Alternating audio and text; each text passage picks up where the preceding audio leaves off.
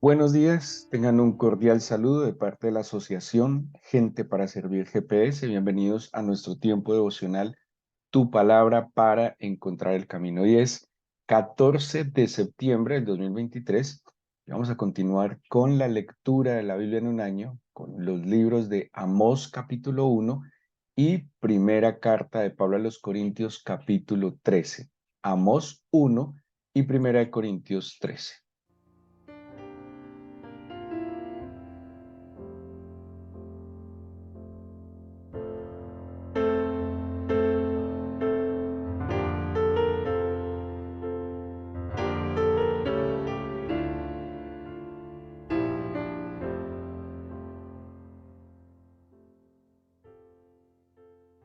Sabemos que la Biblia es el libro más traducido, reproducido y vendido en el mundo.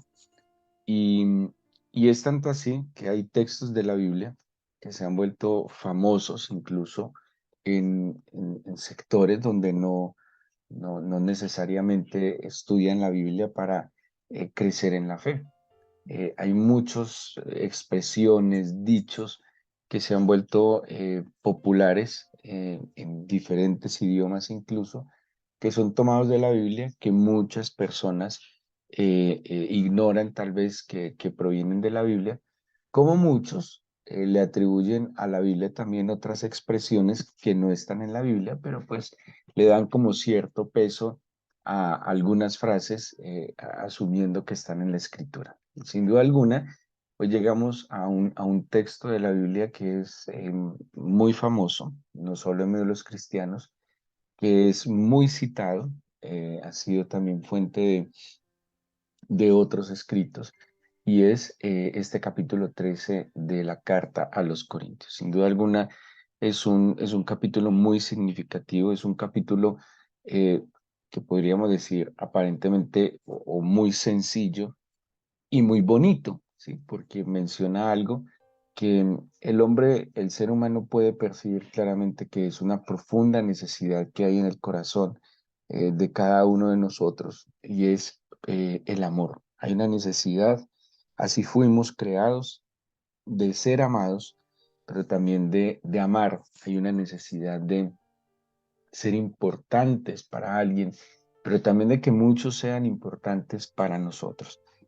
Si recordamos, ayer estábamos hablando de algunas cosas que Pablo le escribía a sus discípulos, pidiéndoles o recomendándoles que no las ignoraran, ¿sí? Em, como en ciertos aspectos de la vida dice, yo no quiero que ignoréis.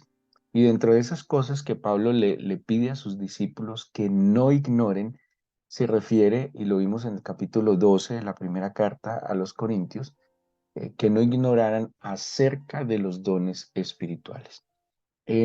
Los dones espirituales no son simplemente manifestaciones, digámoslo así, extáticas para tener ciertas experiencias en la iglesia. Los dones espirituales no se pueden juzgar de ninguna manera como expresiones de fanatismo dentro de una iglesia cristiana, porque sería además, que creo yo, al pensarlo de esta manera, como un poco blasfemo en contra del Señor y de su Espíritu, como un poco grosero e irreverente delante del Señor. Los dones espirituales pues son unos regalos, unos carismas que el Señor concede para que la iglesia sea edificada. Los dones espirituales son capacidades entonces que el Señor le da a los miembros de la iglesia, no para generar un espectáculo, no para generar un show, no para generar, digámoslo así, o sea, no como para llamar la atención de otras personas, sino para que, y ese es el propósito y el fin, y así lo explica San Pablo de los dones espirituales, es para que la iglesia crezca, se fortalezca, para que la iglesia se dinamice. Es necesario descubrir, es necesario procurar, eso lo dice también el apóstol Pablo, los dones espirituales, porque a través de ellos es que la iglesia va a crecer, se va a fortalecer. Y de ninguna manera es para eh, hacer de esto un espectáculo público, ¿sí? y no se puede ver así. Entonces, hay que ser muy santos, porque si son dones del Espíritu Santo, tiene que administrarse y ministrarse en profunda santidad y rectitud. Terminando el capítulo 12, que si tienen sus Biblias, sería muy bueno que tengan sus Biblias en sus manos.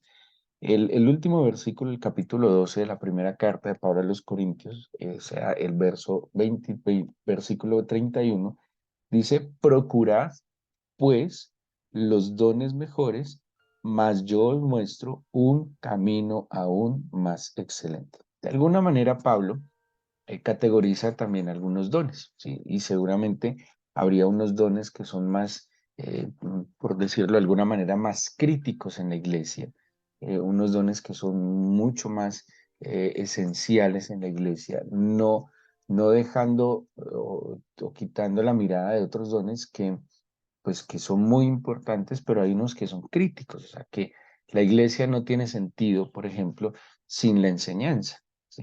Algo que debe caracterizarse la dinámica de la iglesia cristiana es la enseñanza o catequesis, como se dice en griego. También es muy importante en la iglesia la evangelización. El cristianismo es una creencia, es una religión que se promueve.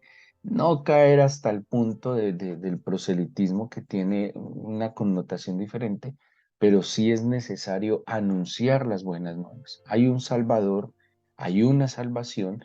No hay manera que la iglesia cumpla su función si no se evangeliza. Entonces, enseñanza, evangelización. También hay un don que se da, que es muy importante y tiene que ver con la profecía. La profecía es de alguna manera el mensaje que viene de parte de Dios para su pueblo, y la profecía tiene unos propósitos. De hecho, Pablo aquí lo menciona como consolar, animar, preparar. La profecía no es una simple adivinación, la profecía tiene que ver con el discernimiento de la palabra de Dios en los diferentes tiempos y épocas. La profecía nos advierte y nos prepara para algo que está sucediendo, nos enseña y nos instruye de algo que sucedió, pero también la profecía nos prepara para algo que va a suceder. La profecía, siendo un don tan profundo, tan maravilloso, no se puede limitar a decirle a las personas de manera individual lo que les va a acontecer. Ojo, todos estos dones tienen que ver es con la iglesia, con el crecimiento de la iglesia. Así que la profecía no se individualiza o no se puede vender como un acto de adivinación. Ahora, ¿ha habido profecía individual a través de la historia en el Antiguo Testamento en la iglesia? Sí, ¿sí? Ha habido profecía individual, ha habido profecía a personas de manera individual, pero ¿en qué sentido se ha dado esta profecía o en qué contexto? Haciendo referencia a esa persona como un miembro activo o como una función que tiene que ver con la iglesia, ¿sí? Puede, para darles un ejemplo, Pablo habla de Timoteo sobre unas profecías que se hicieron de él, pero esas profecías que se hicieron de Timoteo no tienen que ver que se iba a casar, que iba a tener dos hijos. Pues no sé si Timoteo se casó, no sé si tuvo dos hijos. Estoy simplemente tratando de ejemplarizar de que la profecía no va a un individuo para su vida personal o privada, ¿sí? Puede haber profecía a un individuo, pero respecto a la iglesia, respecto a la obra del Señor, respecto al mundo. Puede ser que una profecía a un miembro de la iglesia tenga que ver con que el Señor tiene un plan a través de su vida para glorificarse, no sé, que cumpla una función, que vaya a alguna parte, que cumpla una misión, ¿sí? En ese sentido, sí vemos en la misma escritura y a través de la historia profecías a personas, pero no respecto de su vida personal o íntima. Entonces, Pablo sí dice: procuremos los dones mejores, ¿sí? Y seguramente acabo de escribir algunos dones que son un poco más críticos, más Digo críticos porque es que la iglesia sin enseñanza no tiene sentido, la iglesia sin evangelización no tiene sentido y la iglesia necesita profecía, sin duda alguna, para saber cómo conducirse en cada momento histórico, no solo de la humanidad, sino de la misma iglesia. Y dice, procúrenlos, o sea, sí hay que buscar, sí hay que inquirir en el Señor, en su corazón, en el Espíritu por los dones espirituales. A veces oramos muchas cosas, generalmente pedimos por dádivas, cosas, pero cuánto le oramos y le pedimos al Señor, muéstrame el don que tú me has concedido para edificar la iglesia, ¿sí? Mire, hay personas que hablan mucho y se los digo con cariño y respeto. Hay personas que hablan mucho, en las muchas palabras hay necedad, sin duda alguna, pero ¿no será que de pronto hay un don de lenguas por ahí que no se ha descubierto y que en vez de hablar tanto sin sentido, esa capacidad de habla, esa capacidad oratoria, no sería un don maravilloso en las manos del Señor? ¿No podría haber por ahí tal vez un don no sé, para la evangelización? Entonces, sí es bueno, y Pablo aconseja a los cristianos, a los que hacen parte de la iglesia de Cristo, pues que procuremos los dones. Señor, qué carisma, qué capacidad me diste tú para edificar la iglesia. Qué bendición que usted pueda aportar desde lo que el Espíritu Santo le ha concedido para el crecimiento de la iglesia. Procuremos entonces los dones mejores. Pero Pablo dice, y termina este capítulo, pues que Pablo a propósito no escribió capítulos ni versículos, está escribiendo una carta.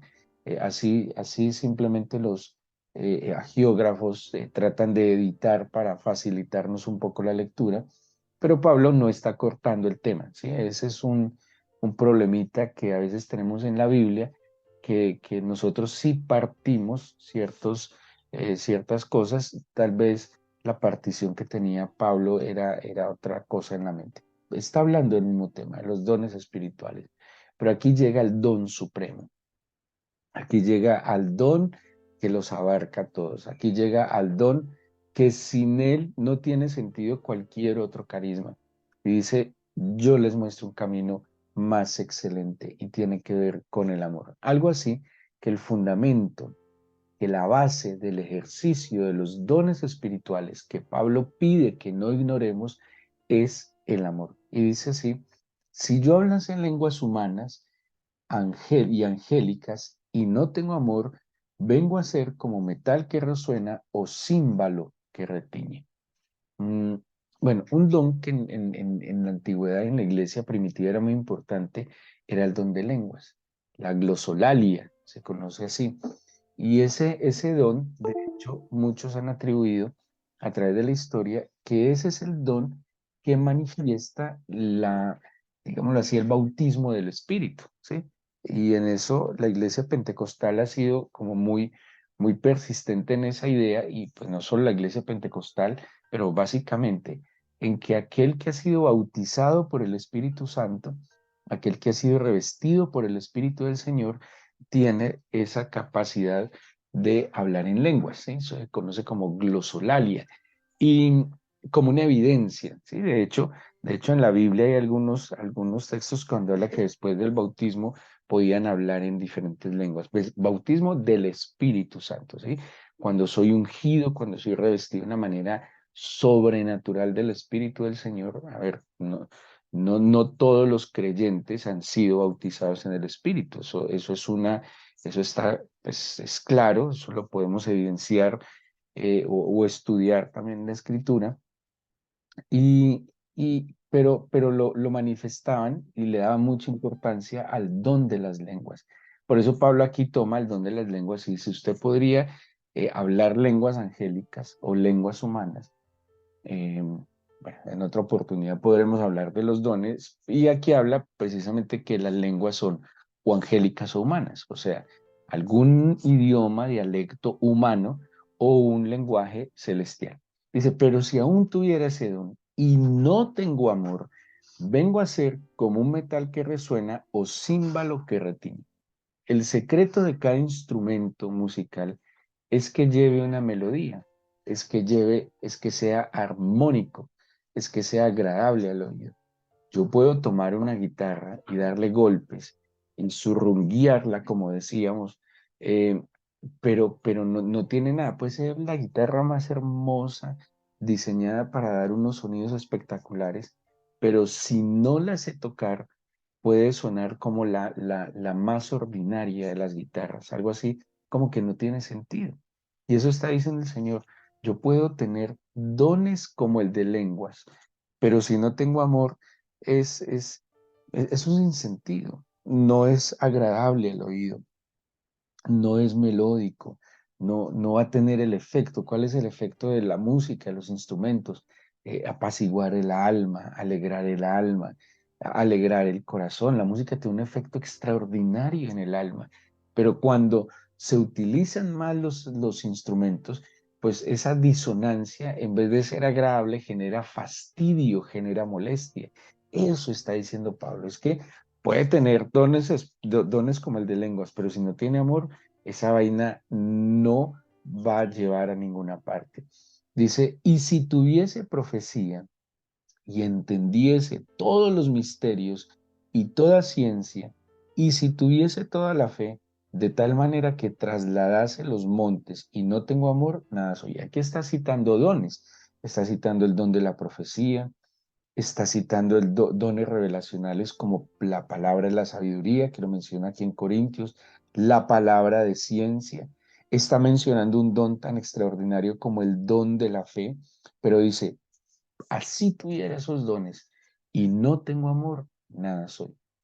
Ese es el pequeño detalle en las manifestaciones de los dones espirituales, porque, porque generalmente por ignorancia o por falta de comunión con el Espíritu del Señor, algunas personas que han tenido un don espiritual creen que son más especiales que otras. Entonces, puede generar una especie de orgullo, de superioridad moral, como de un orgullo espiritual, que cree que por tener un don y seguramente creer que tiene un don más especial, pues es más que alguien en la iglesia. Y el Señor Jesús dijo que quien quería ser el primero se tenía que comportar como si fuese el último. El que quisiera ser mayor tenía que ser como el menor en el servicio. Así que si alguien entiende que tiene un don que es importante para la iglesia, debe ser más humilde, debe ser más sencillo, porque además del don del carisma, de la capacidad del Espíritu Santo, está lleno del don supremo que es el amor. Eso es lo que le da sentido a la vida en comunidad en la iglesia y lo que le da sentido al ministerio de los dones del Espíritu, el amor. Los dones del Espíritu, según la misma Biblia, dice que el Señor da como quiere, que el Espíritu Santo reparte como quiere. Tal vez los dones espirituales no dependen de nosotros, no es por méritos, ¿sí? Es simplemente por soberana gracia del Señor. Pero el don supremo sí es una expresión de el fruto, o más bien es el fruto de la relación íntima que tiene cada creyente con el Señor. Yo puedo tener dones espirituales, como los está diciendo Pablo acá, pero si yo no tengo amor, nada soy. Y ese don supremo se vive y se disfruta en la intimidad de cada creyente con el Señor, ¿sí? Ese don supremo se cultiva en la intimidad, en la entrega, en la búsqueda personal, sincera, real de cada creyente delante del Señor. Porque de lo contrario, se pueden ejercitar estos carismas, pero lejos de la intimidad con el Señor, pues nada tiene sentido. Es algo así como unos esposos muy responsables, ¿sí? Cumplen todos sus deberes, se cuidan, se respetan, se ayudan, se acompañan, eh, se pueden tratar bien, pero no tienen amor, ¿sí? No tienen intimidad, no disfrutan el uno del otro, no comparten, simplemente se limitan a las responsabilidades. Esa relación puede que, digamos, puede sostenerse, pero no tiene ningún sentido porque el matrimonio, pues el sentido del matrimonio es que haya amor entre la pareja. Eso es lo que está diciendo Pablo. Usted puede cumplir todos los deberes cristianos y si no tiene amor, nada es.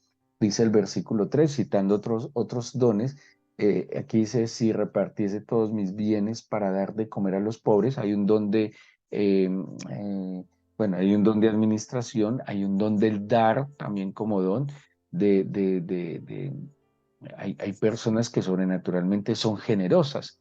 Hay personas que naturalmente son egoístas, pero hay personas que sobrenaturalmente son generosas. Es un don del Espíritu y son capaces de quitarse el bocado de su boca por compartirlo a otro y lo hacen con liberalidad, así lo expresa la Biblia.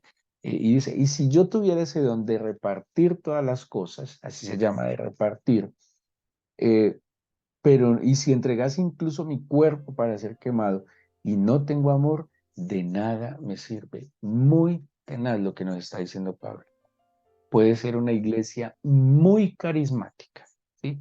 Una iglesia que funciona como un relojito, que todas sus partes, pequeñas, medianas y grandes, están perfectamente sincronizadas en una disciplina. Hay iglesias muy disciplinadas, muy ordenadas, pero si no hay amor, de nada sirve. Nos quedamos con la forma, con la estructura, con las disciplinas, pero si no hay amor, si no hay un vínculo perfecto en medio de los miembros de la iglesia, que dice Pablo, no tiene sentido. Luego San Pablo nos va a dar unas características del amor. Esto es lo que se ha hecho muy famoso. Dice que el amor es sufrido, es benigno, no tiene envidia, no es jactancioso, no se envanece. Estoy en el versículo 5 ahora. No hace nada indebido, no busca lo suyo, no se irrita, no guarda rencor, no se goza de la injusticia, pero sí se goza de la verdad. Todo lo sufre, todo lo cree, todo lo espera, todo lo soporta. El amor nunca deja de ser. Y el amor nunca deja de ser, por el tiempo no podemos ir a leerlo ahora, pero si usted es curioso, leas el capítulo 4 de la primera carta de San Juan, primera de Juan capítulo 4, donde nos dice por qué el amor nunca deja de ser.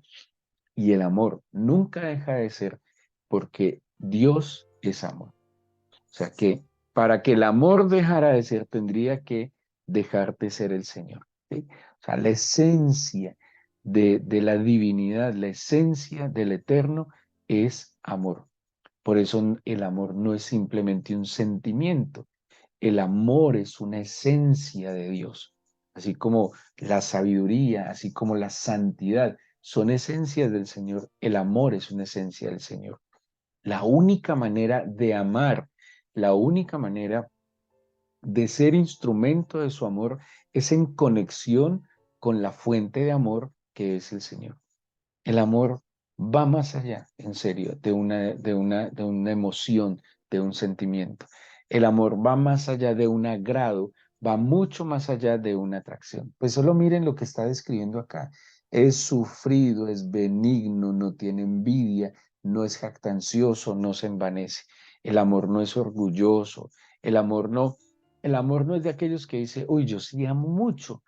Sí, yo creo que yo soy el mejor esposo del mundo, yo creo que yo soy el mejor hijo del mundo, yo creo que soy el mejor hermano del mundo, la mejor madre del mundo. No, el amor siempre, quien ama, quien entiende el amor, siempre tiene en su mente y en su corazón una inclinación a dar. El amor nunca cree que es suficiente. El amor eterno siempre tiene una necesidad de que falta dar un poco más. Pero cuando yo creo que he dado mucho, cuando yo creo que he dado lo suficiente, cuando yo creo que por el contrario me deben a mí, cuando yo creo que eh, pues me tienen que corresponder lo que yo he dado, yo no estoy experimentando el amor. ¿Sí? Ahora escuchamos una canción, soy merecedor de tu gracia, no lo merezco. Así ve el que ama. El que ama se siente un completo deudor todos los días, deudor del Señor, pero también deudor del prójimo. ¿Saben qué dice Pablo incluso en la epístola de los Romanos? No debáis a nadie nada, tan solo el amaros los unos a los otros. Quien conoce el amor de Dios se siente en deuda constante de amar más, ¿sí? De amar más al Señor y de amar más al prójimo. O sea, nunca llegará al tope del amor. Es como una mamá, pienso yo. Por eso se asemeja tanto el amor del Señor al amor de la madre. Una mamá no deja de amar. Una mamá no está dispuesta a darlo todo hasta el último momento. Una mamá no es pensando cuándo cumplirá los 18 para que ya no me toque seguirle dando a mi hijo, ¿sí? Cuándo ya por fin se graduará para que yo no tenga que volver a darle. No, una mamá y un papá, unos papás siempre aman y están dispuestos a darlo ahora y más allá. Es por eso el amor de los padres es semejante a lo que el Señor nos ha querido manifestar. Entonces, Pablo nos está manifestando ese don supremo, sobrenatural. Así que si usted dice, yo amo mucho, de entrada quiero decirle que no ama tanto y que no ha entendido el don del amor. Él dice que no se jacta y no se envanece, ¿sí? O sea que quien ama realmente, se encuentra con el amor del Señor, ama, pero él cree que no ama lo suficiente. Entrega, pero él cree que no ha entregado lo suficiente, ¿sí? Trata de servir, pero él cree que no ha servido lo suficiente. Siempre se sentirá un deudor.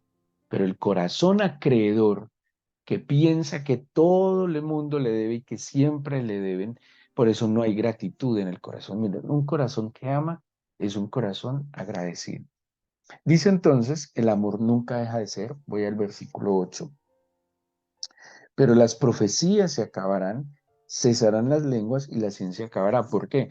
Porque todo eso que nos dio el Señor para edificarnos acá, para crecer acá, delante de su presencia, no necesitamos.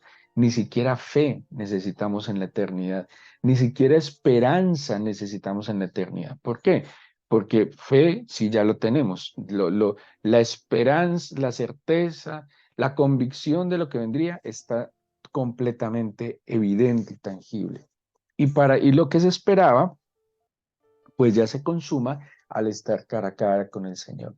Dice el versículo 13, y ahora permanece en la fe, ahora, la fe, la esperanza y el amor, estos tres, pero el mayor de ellos es el amor. O sea, nosotros debemos vivir como en este trinomio sobrenatural, en fe, en esperanza y en amor, sabiendo que el vínculo perfecto y la base de todo es el amor. Sin amor no somos nada. Dice el capítulo 15 del Evangelio de San Juan, en esto conocerán que son mis discípulos, en que se amen unos a otros. A veces le pedimos mucho, mucho al Señor para nosotros, pero el que conoce el amor del Señor, más bien le pide al Señor ser instrumento de su amor. Acuérdense de aquella hermosa oración de San Francisco de Asís, que le pedía que fuese él un instrumento de su amor, de su paz, de su armonía, de su esperanza. El que se ha encontrado con el amor del Señor, la demanda que le haría es más bien que sea saciado de él para poder dar a otros lo que ha recibido. Si de gracia recibimos, también demos de gracia. Vamos a darle gracias al Señor en este día y a pedirle que no solo nos permita procurar los mejores dones, debemos hacerlo, sino que sobre todo nuestra vida sea impactada y sea marcada por ese don supremo.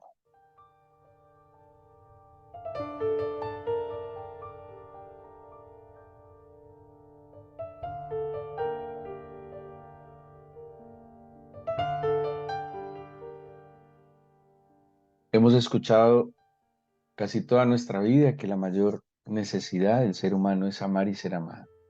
Y en ti tenemos la fuente eterna de esa necesidad, Señor. ¿Por qué entonces voy a buscarla en otro lugar? Cuando tú eres la fuente del agua viva, la fuente eterna de todo bien. Señor, nadie me podrá amar como tú me amas. Nadie, Señor, tiene la capacidad de brindarme lo que tú me brindes, ese don supremo. Por eso yo hoy te pido que me acerques a ti y que no me dejes buscarte solo porque hoy tengo un problema, solo porque necesito pagar una deuda, porque no me sale la situación o para resolver una situación laboral o familiar. No me dejes ser de aquellos creyentes que se vuelven como mendigos, solo buscando, Señor, una dádiva, que extiendan su mano. Siendo tus hijos, siendo tu creación, siendo, Señor, amados eternamente, no tiene sentido una relación contigo de mendicidad.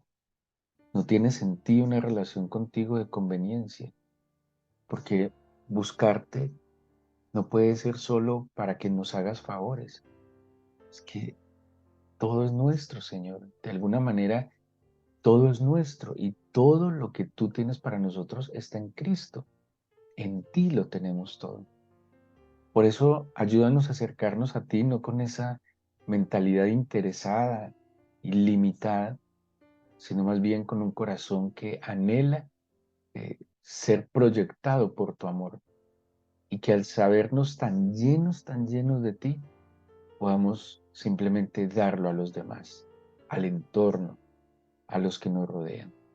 Tú no te mediste, Señor, porque te abrevabas día a día de esa fuente inagotable del amor eterno. Nada soy sin tu amor. Y nada tiene sentido si no lo hago con amor. Cuando todas mis tareas, cuando mi cotidianidad, Señor, se fundamenta en el don supremo, voy a generar un impacto diferente y pasaré días, seguramente experimentaré agotamiento, pero nunca frustración, porque todo lo que se hace en amor, por amor, Señor, y para el amor, es la más grande recompensa. Guárdanos, bendícenos, guíanos, no nos sueltes de tu mano. Por favor, no nos sueltes de tu mano. Ni un solo instante. Síguenos teniendo la paciencia que hasta ahora has tenido y déjanos, Señor, disfrutar de tus bondades. Gracias por escuchar nuestra oración en el nombre de Jesús. Amén.